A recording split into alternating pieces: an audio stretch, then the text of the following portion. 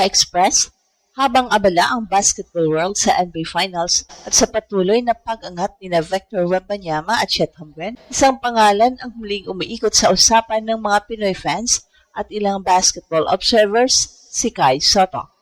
Ayon sa mga lumalabas na ulat at social media discussions, patuloy na naghahanap si Kai ng panibagong pagkakataon upang makapasok sa NBA ecosystem.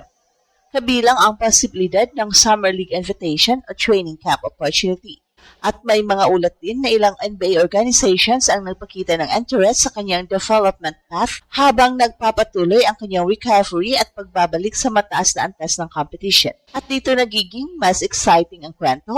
Kung makakuha ng Summer League roster spot si Kai, posible siyang mapunta sa panahong event kung saan naroon ang ilan sa pinakamalalaking batang bituin ng basketball. Hindi mang direktang garantisado ang matchup na nanatiling posible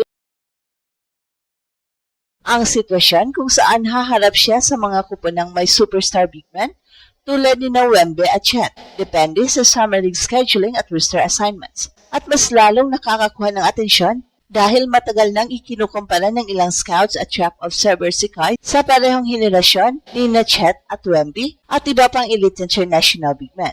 Noong draft scouting years pa lamang, kabilang sila sa mga sentrong pinag-uusapan sa parehong henerasyon ng world basketball prospects. Pero ang tunay na tanong, kung mangyayari nga ang inaasam na NBA Summer League return ni Kai, handa naman siya makipagsabayan sa mga manlalaro ngayon na kabilang nga sa pinakamalaking pangalan ng NBA. Well, kung may isang bagay na gustong makita ng bawat Pinoy basketball fan, yun ay ang eksenang ito. Si Kai sa gitna ng NBA Summer League court, sa kabilang side, si Wembe o kaya naman si Chet. Parang imposible ito mangyari, pero ngayon, hindi na ito fantasy lamang. Ang dahilan, patuloy na buhay ang NBA dream ni Kai. Ayon sa mga lumalabas na reports at basketball discussions nitong mga nakaraang buwan, aktibong naghahanap si Kai ng panibagong ruta papasok sa NBA system matapos ang kanyang mga karanasan sa Australia, Japan at iba't ibang international competitions. Samantala, sina Chet at Wembe naman ay tuluyan ng naging mga elite stars. Si Wembe ay hindi lamang prospect, isa siyang NBA superstar. Nagkaroon siya ng All-Star selection, Defensive Player of the Year recognition at ilang historic performances na nagpatunay kung bakit siya itinuturing na isa sa pinakamalaking generational talents ng modern basketball. At si Chet naman ay naging mahalagang bahagi ng Oklahoma City Thunder at isa rin sa pinaka-epektibong young big men sa liga. Mula sa kanyang legendary Summer League performances hanggang sa kanyang NBA success, napatunayan niya na kaya niyang dominahin ang parehong offensive at defensive ends. At dito pumapasok si Kai. Maraming fans ang nagsasabing na pag-iwanan na siya. Marami ring critics ang nagsasabing tapos na ang kanyang NBA dream.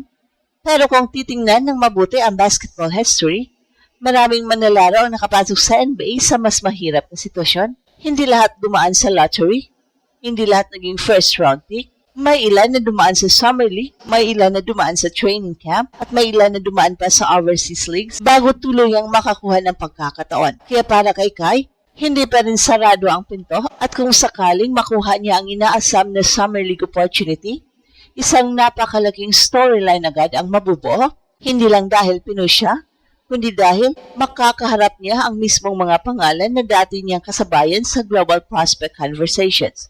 Ang dating mga future stars ngayon ay NBA stars na at si Kai paparating pa lamang sa pinakamahalagang laban ng kanyang basketball career. At doon nagsisimula ang tunay na drama ng kwentong ito. Hindi laban ng Pilipinas kontra ibang bansa, hindi Gilas kontra Asia, kundi Kai Sotto laban sa oras, Kai Sotto laban sa NBA reality. Ang posibleng Kai kontra kina Wembe at Chet sa parehong entablado na matagal na niya pinapangarap marating. So ngayon pag-usapan natin na ang pinaka-interesting na bahagi ng usaping ito. Ano ba talaga ang mangyayari kung sakaling matuloy ang inaasam na NBA Summer League opportunity ni Kai? At higit sa lahat, paano siya magmamatchup laban sa mga higante tulad din na Wembe at Chet?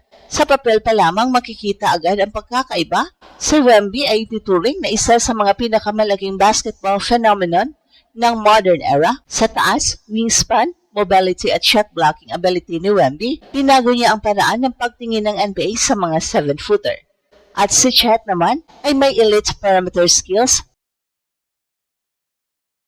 mahusay magbasa ng laro at kayang maglaro bilang rim protector habang may kakayahang mag-shoot mula sa labas. Pero dito nagiging interesting si Kai dahil kahit hindi siya kasing hype ng dalawang NBA stars na ito, may ilang aspeto ng kanyang laro na maaaring magbigay ng problema sa kahit sinong kalaban. Una, natural ang kanyang touch sa paligid ng rim sa buong career ni Kai mula youth basketball hanggang professional league sa Australia at Japan.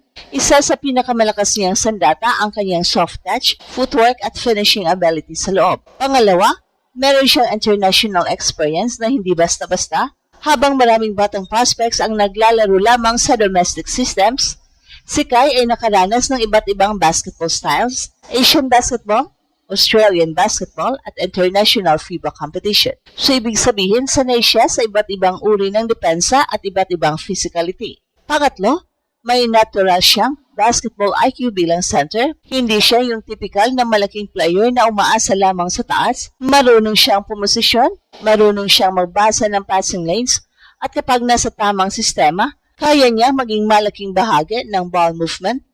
Pero maging realistic tayo, kung haharap siya kina Wembe o Chet ngayon, hindi may kakailan na sila ay may malaking advantage.